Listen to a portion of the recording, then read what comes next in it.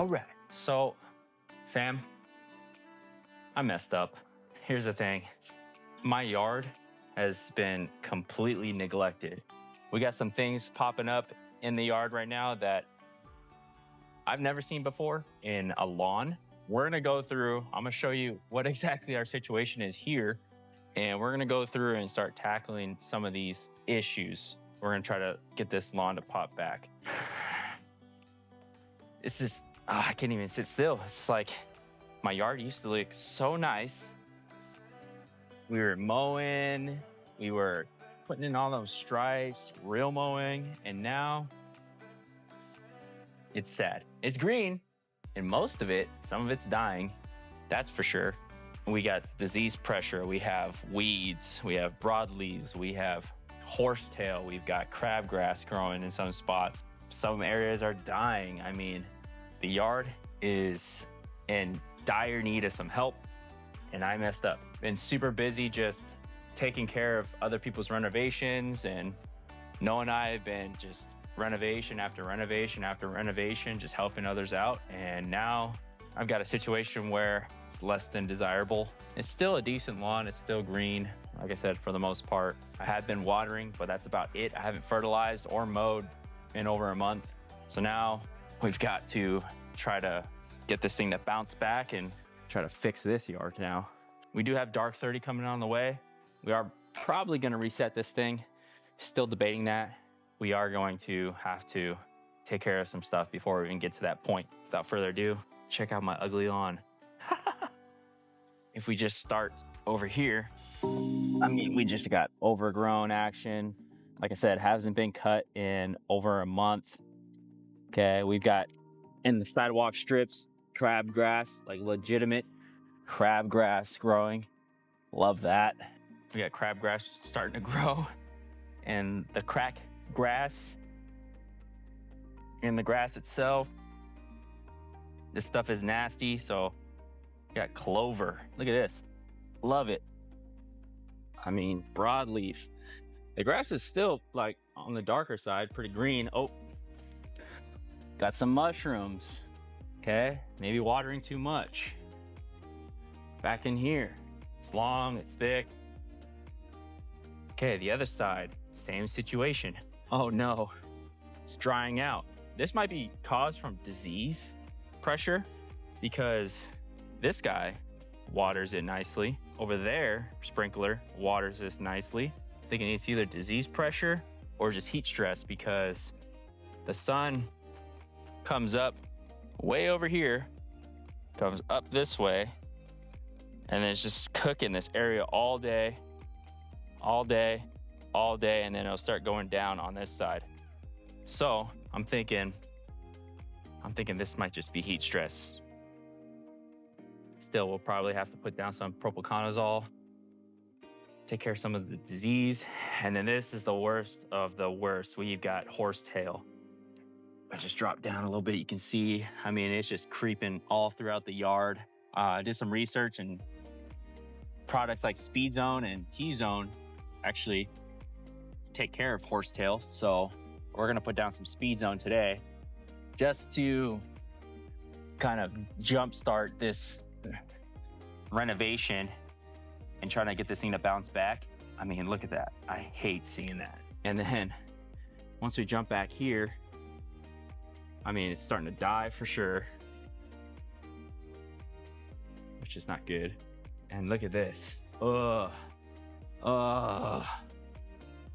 Hey, okay, thickness. But oh my gosh.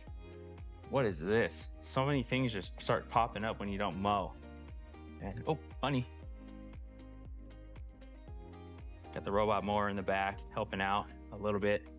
Just got that thing set up, so you'll see something on that. All right, well, now you guys seeing how ugly my yard is. You guys remember how nice it used to be. And now we're dealing with all this stuff. I mean, even all my like bushes and shrubs or whatever these things are, plants, everything's just going crazy. Having spent a minute in the yard. Last time I mowed was a month ago, legitimately over 4 weeks ago. That's kind of what a symptom is of not mowing is you'll just get all these things coming through. That's why it's so important that you mow regularly, and it'll kind of keep a lot of these things at bay, like horsetail, your clovers, your weeds, your crabgrass, all that stuff will kind of be kept at bay, especially if you keep your lawn thick, fertilized, your grasses are super healthy. That'll kind of choke out and prevent any opportunity for all these things, other things, undesirables that you want popping through. So yeah, we're gonna get started. We got a brand new sprayer that we're gonna unbox and put to use right now. It's kind of depressing when your lawn gets like this after all that hard work to get a full reno, kill, and put down all that time renovating. I think I renovated this thing twice, put down over 10 yards of material, and now it's just mediocre. It's mediocre at best. It's what happens when you don't maintain. It's okay. I mean, even though we put in all that work, we'll get everything back. You know, night shift R30 is gonna be coming in soon, so probably gonna end up just kind of killing everything off anyways, but can't leave on a bad note. You know, it's gotta be nice when we leave and start fresh. We're gonna put down some Speedzone, but in order to put down Speedzone, you gotta have something to spray it with. I got a new toy. So I went to Lowe's yesterday and I bought this guy. It was the only one left at Lowe's that I could find. I can't wait to use this thing. I love the Ego backpack sprayer. We're not sponsored or anything. I went and bought this myself. We used a friend's for a while, and this thing is amazing. This thing sprays great, super powerful. One feature that I like about the Ego backpack sprayer is if you do have Ego tools, obviously you can use their, you know, their batteries for it, which is, I mean, interchangeable batteries. Come on now. The other thing I like about it in comparison to some other backpack sprayers that I've tried is that, like, the way the liquid sits in the tank and it funnels down, you use about 100%, or if not just like about 99% of that liquid. Other backpack sprayers that I have used, you'll get down to the bottom and the way it funnels or whatever, one side or the other, there'll still be like a little bit of liquid left in there. So it's hard to kind of gauge when you're measuring how much material you actually did put down. But this one, you damn near put down the entire amount. Ego, figure that one out. Other things too, that's nice about this one, on off, right in the handle, love that. So let's bust out this bad boy. Yeah. There she is, boys and girls. Damn! Let's go. I'm all about these Ego tools. Got the Ego mower, got the Ego edger, the chainsaw, I got the pole saw, got the blower. I mean, Ego's really coming through for, I mean, they're not sponsoring us, but they're coming through with all these pretty cool gizmos and gadgets. See how we gotta put this thing together. That fine tune adjustment. We're gonna look in here to see which one works best for us. We just want like a fan. I'm a big fan of the fan. Fan nozzle. There's a foaming nozzle. There's a shower nozzle, adjustable nozzle. I think the one I just had was an adjustable nozzle. Shower nozzle. Foaming nozzle. Foaming nozzle, a little bit longer. And this one's our regular fan nozzle. 60 degree. So that's the one we want. We're gonna go no Teflon tape to try this thing out. It is roasting today. Crazy humid right now. I can only imagine what it's like for all you folks down in the South. We got a guy from Bama. He's always commenting. Roll Tide. Don't give a piss about nothing but the tide. Oh, there we go. Does have a nice little filter here. Sick. I'm not gonna need that for the Speedzone. It'll just kind of congeal and get all crusty in there. So I'm gonna take that out. For this, just a Speedzone. It'd be good for like the humic or something thick juices that you put inside, but that Speedzone will just kind of, I don't know, like I said, kind of like congeal or something. It's kind of weird. But we're gonna put a few gallons in here, maybe a gallon, get the pump primed up, and then start going. Got a 4-amp battery pack. Ooh. Like a glove. Like a glove. This is the juice that we need. We need the surfactant. of some sort to help this stick to the plants. So we just use some Dawn dish soap as our surfactant. Let's get some PPE, huh? I got the Mountain Mix gloves. No, I'm just kidding. That's some trail mix that I finished, and now it's wear up on my gloves. You know, is that a Filipino thing to do? I don't know. I'm just trying to be resourceful. Some of those. I got the respirator, got some gloves, got some glasses, wearing long pants, got some boots on. Speedzone is only a selective herbicide. You can put it in your normal backpack sprayer. Same one you use for your fertilizers. It's glyphosate that you want to put in a different one, because that's a non-selective. That will kill your grass. This at high rates will start getting ugly, so make sure you put the right amount in there. Like I said, we're gonna put some and an ego nozzle in the back, so you can go left-handed or right-handed. Fantastic. On and off switch on the handle. Kidding me? I think a 5 is like pressure washing. Let's kind of test it out a little bit. Sheesh. That's mean. Okay. We just got water in this thing now. We're just kind of let's go with 3. Oh, that's still pretty strong. Oh, that is awesome though. Probably just a 2, I think. Yeah, there we go. That's a good. Oh yeah. Alrighty. Cool season turf. Okay, that's us. Cool season. We got perennial ryegrass. For cool season turf grasses listed in table 1, mix 1.1 to 1.8 fluid ounces of Speedzone per 1 gallon of water for treatment of approximately 1,000 square feet. So I got 2,000 square feet between this side, that side. I've got about 3,000 in the back. So we'll do 2 gallons first, front sides here, and then we'll put 3 gallons after and do the whole back. Make sure you shake up this bottle because it does kind of separate a little bit. We'll do a little bit of surfactant. We'll put maybe 1.5 ounces of surfactant. What do you say, 3.2 with a maximum of 3.5. So somewhere in between those 2 dashes, those 2 marks. Okay, so this goes in here. Just enough to mix it up. Got our 2 gallons. Let's get some Speedzone down.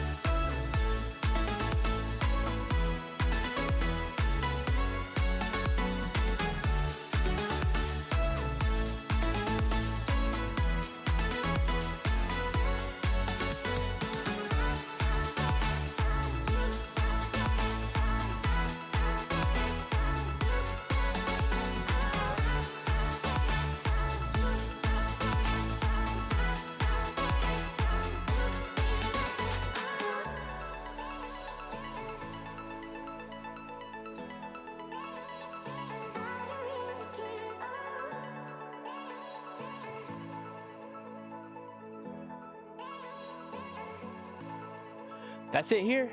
We'll see you at Noah's. All right. Yeah. How's it? All right, at Noah's house, same situation that we talked about earlier at my house. I mean, just needs a little bit of TLC. Noah's situation actually looks a little bit better than mine. Still dealing with a little bit of clover. Don't see too many weeds out front. Still got to go to the back to check that out, but Same thing, we're just gonna put down some Speedzone, wait about a week, and then we can start pumping it full of nitrogen again, do some regular mowing, just try to get this thing to pop back. Let's kind of go take a look real quick and see what we got. Yeah. All right, you can see on this front edge here, there's like all this little clover and other stuff happening. I think most of that's just because, oh, like over here, check this out. Oh, yep. A lot of that stuff, I think it just gets blown in from the cul-de-sac here. This thing definitely needs a dethatch. Some broadleaf, see how light the color is? That's just a good indicator that this thing needs some food, needs some fertilizer, some nutrients. Got some broadleaf in there, a little bit of clover. This used to be straight weeds, like straight weeds. And now they're trying to come back. This is exactly what we talked about earlier, when you just neglect things, helping out the neighbors, helping out family members. We'll start out with some Speedzone here as well. That's about it. And then we'll try to get this thing to bounce back. Yeah, it looks like it just needs some nutrients. This is where all my weeds are. Sheesh. All right, you guys know the deal. Same thing like at my house. All right, so we're gonna fill this up with a gallon, but we're gonna start off with a half gallon, and then we're gonna put in 1 ounce of surfactant, which we're using Dawn, and then 1.8 ounces of our Speedzone. And then we'll fill up the rest of the gallon. All right, mix it up a little bit. It's probably good.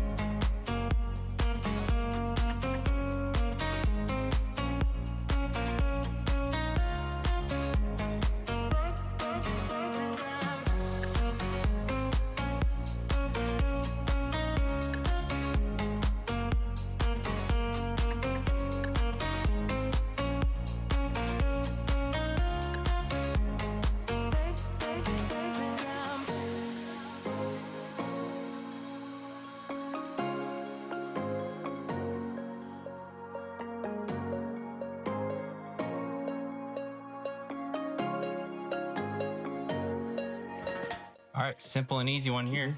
We'll see you over at Gary and Anita's for a nice little update, maybe a first mow. Man, look at this. Coming back here, my in-laws, check this out. Yes, luscious. Dude, this is the result after 4 weeks. We came back 2 weeks ago and did an overseeding with more perennial rye. And look at it now.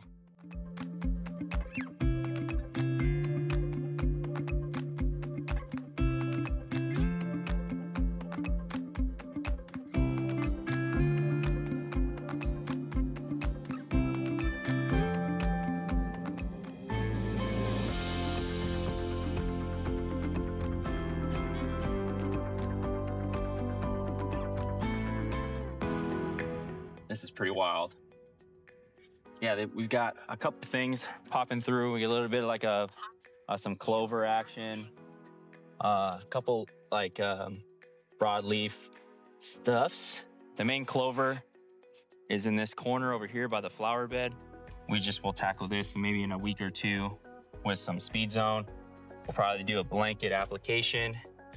Everything else is looking mighty fine though. Heck yeah. I like it a lot. I like it a lot.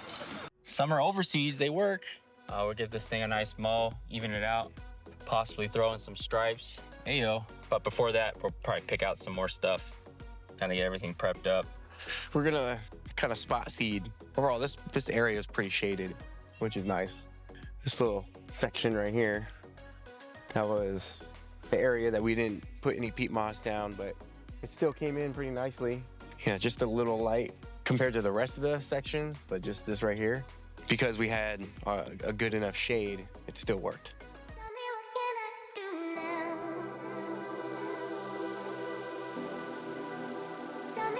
Yeah, it looks good. Let's get this first mow going.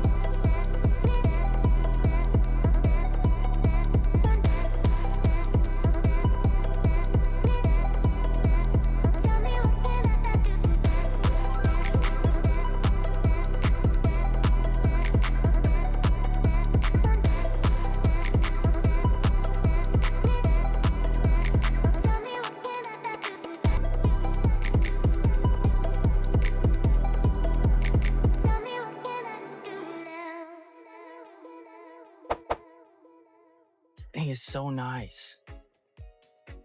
You said you couldn't do stripes on the first mow. Come on now. Be crazy. Look at that. There we go. Oh my. All you haters out there who say this process doesn't work. I mean, come on now. What I noticed while I was mowing is the grass is still young. You can tell just how flimsy, I guess, the blades are. Just when you step on it, it leaves your footprints and everything. Makes it so it stripes really nice. I mean, look at that. Probably put down another application of fertilizer. They'll keep up the watering schedule and everything. We'll just spot treat a couple of the areas that are bare with some seed. I don't think we need peat moss because of how thick it is for those areas. It has enough canopy cover. Yeah. Canopy cover Canopy cover. for that protection. Yeah, we left the edges long. I mean, we're hitting high heats, so it's nice to keep it a little bit longer so it doesn't cook. Yeah, the edges don't burn. But they have a mole coming in here. I would assume it's because this is where all the food is in the whole neighborhood.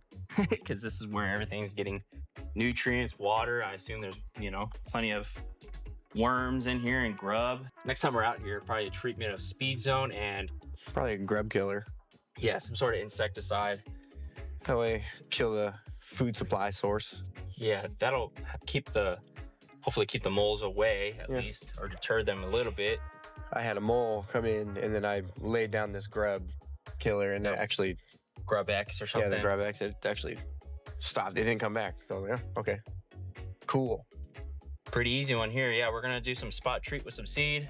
We'll do a blanket application of just some more starter fertilizer. This stuff is great. It is young. It'll help the new seed jumpstart some growth. This existing stuff, it'll keep boosting that growth, that root development and everything. Yeah, we won't change the watering schedule. It's actually doing pretty good. It's not like too wet. It's not too dry. I think it's good the way it is. Yeah, I mean, we're seeing a ton of growth. It is like pretty hot. To get some morning sun, probably until maybe 2 or 3 o'clock, and then it it just becomes shade. Definitely need to continue mowing a little bit more regularly, maybe once a week for now, maybe, or something like that. And then building up to twice a week. Yeah, we're gonna put down some seed and some fert.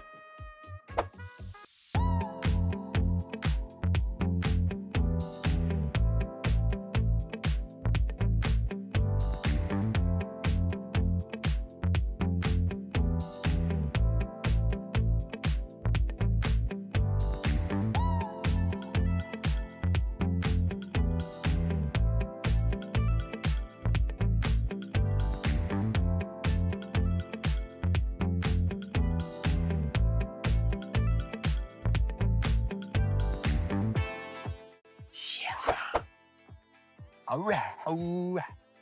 So we're all done here. Pretty simple step.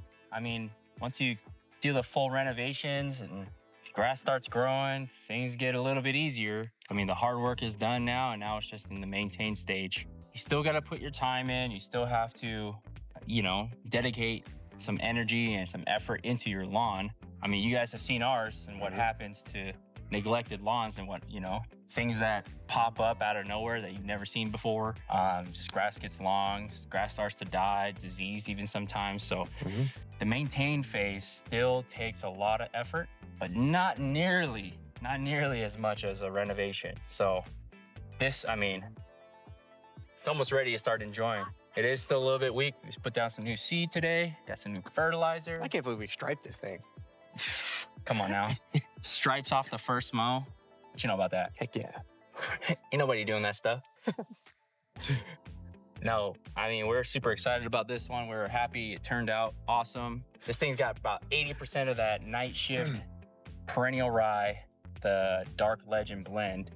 And then it's got a little bit of the Kentucky bluegrass in there just because we wanted to throw it in and try it out. You can see a little bit of germination here and there of the KBG. KBG, KGB, KBG. You can see a little bit of germination here and there, but it's predominantly that perennial ryegrass. So awesome that we can be able to do this for our family and friends and things like that. So, you know, taking time away from our own lawns to help others, that's nothing. And we'll do it every single time. You can see our yards and what we're having to do now, but you know, that's what we do. Just gotta go back onto the process and we'll bounce right back. Stay tuned for next week when we go actually see what the treatment does to it. Yeah, we'll get some results from that Speedzone and try to get our lawns back.